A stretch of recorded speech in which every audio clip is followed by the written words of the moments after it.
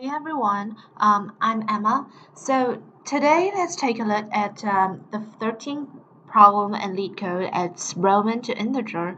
So we need to transform a Roman number into an integer here. To do it by Python, we need to first of all figure out how to really do it by hand. And we need to, at the first place, know what is new Roman numeral. And there are 7 Roman numeral notations that we need to be aware of. 7 symbols here: I, V, X, L, C, D, M, which is 1, 5, 10, 50, 100, 500, and 1000.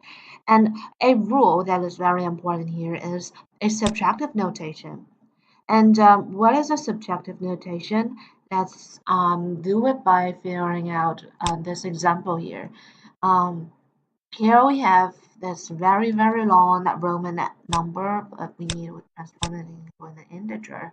Um, so first of all, we transform the letters one by one, and let's guess first what it's gonna be look like in the end. So D is 500, C is 100, um, 10, 10, 5, 1. So what we're gonna do here is just to add them up one by one. And it's pretty intuitive because everything here is going by in descent order. And why does this order matter? We're going to talk about it later. But now let's just figure out how to do this example by just adding them together and to see whether if it's the same result as the one that is given. It is exactly 1776. So we've got this one. But now let's take a look at MCMXC because it looks just not so ordered as the first one because some of them like CM, it looks like it's going by an ascent order. And how are we going to do it? We're going to first of all figure out it by a very, very simple example when we see I is 1, um, and I is 2, I is 3. But when we go to 4, we do IV and we say it's 4 because it's 5 minus 1. And it goes exactly the same here. When we see the CM, we see them as a totality and we do minus C plus M.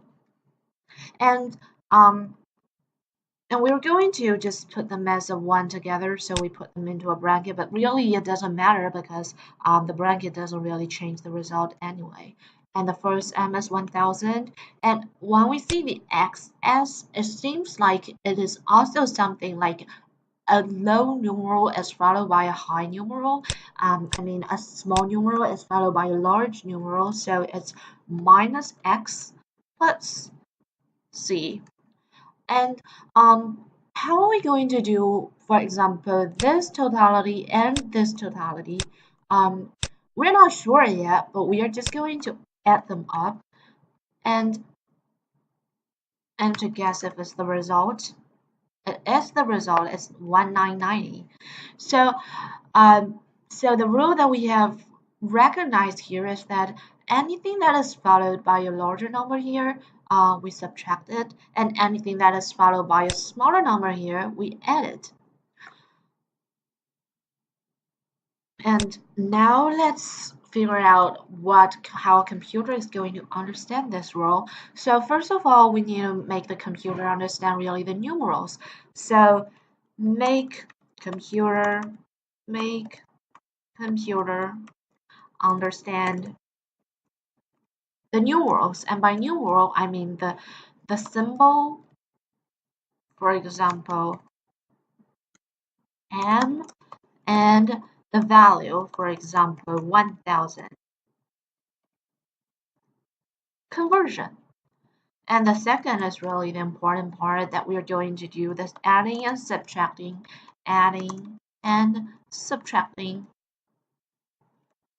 from left to right. So now let's see how we are going to do it here following this rule.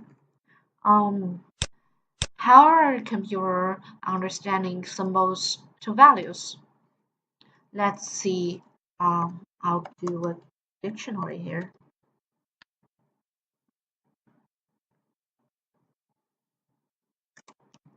Sorry, I'm being a little bit um um. So it's I equals 1 and B equals 5 and X equals 100, 110, and the next is 50, and the next is C, which is 100, D, which is 500, and M, which is 1000. So now that the dictionary is made,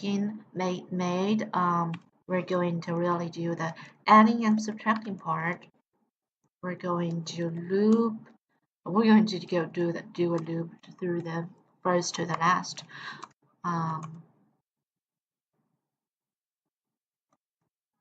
Enumerate.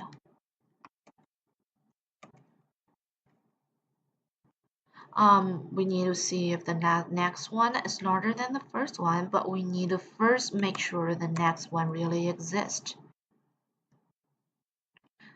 So this is the constraint for I plus 1 really exist, but we need to remember the minus 1 here because I is actually starting from 0, but the length of S is actually the real length.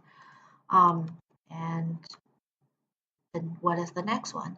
The next one is we do dictionary first and S I plus 1, and it should be larger if we really want to minus it.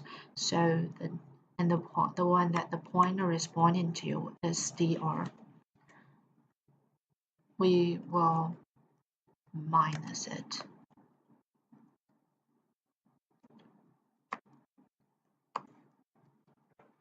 And everything that has happened not like this, we're going to do in the x whenever it is like the pointer goes to the last, or the pointer that is pointing to something that is larger than the one that is following it. So num equals to do the alignment so it looks like better. Dr. So we're gonna return num here, but before submitting it, everything we do in LeetCode, we really need to examine the extreme case. So in this case, it is like we are given a no string, like a string that doesn't have anything in the inside, or we are given by something that is really, really very large, that is hard to really annotate by all these 7 integers, numerals. But in this case, all those two extreme cases, it's not going to happen because the range is already set between 1 and 399.99. So let's submit to see if it's right. It's accepted, and the time complexity is O(n) because we are looping from the first and one by one to the last.